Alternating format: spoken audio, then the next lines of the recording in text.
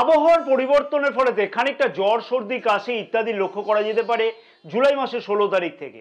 দেবগুরু বৃহস্পতি রাশির একাদশ ভাবে গোচর অবস্থান করছে এবং রাশির পঞ্চম ভাবেও দেবগুরু বৃহস্পতি গোচর দৃষ্টি আছে। শিক্ষার্থীদের কাছেতে এই মাসেতে বড় কোনো সুযোগ আসতে লক্ষ্য করা যেতে পারে এবং উচ্চশিক্ষা ছাড়াও সরকারি কম্পিটিটিভ পরীক্ষাতে অংশগ্রহণের ফলে সফলতা আসতেও কিন্তু লক্ষ্য করা যাচ্ছে।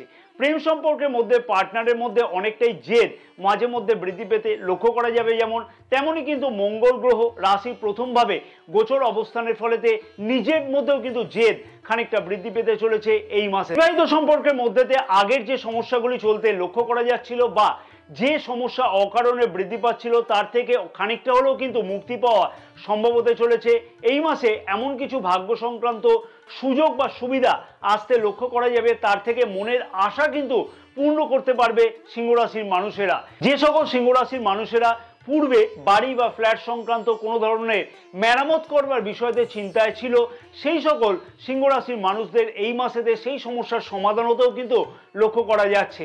এই মাসে অনেক কিছুই স্বপ্ন বাস্তব হতে চলেছে কেরিয়ারের উন্নতির জন্য। প্রশাসনিক কাজেতে যারা যুক্ত আছে বা ডিফেন্স মিলিটারি পুলিশ এই সংক্রান্ত কাজের সাথে যারা যুক্ত আছে বা যে সকল সিংহ রাশির মানুষেরা এই সম্পর্কিত ব্যাপারেতে প্রচেষ্টা করছে, সেই সকল সিংহ রাশির মানুষদের কিন্তু সেই প্রচেষ্টা সফল হতে চলেছে এবং দুর্দান্ত সফলতা পেতে এই মাসে লক্ষ্য করা যাবে এই সকল বিষয়তে।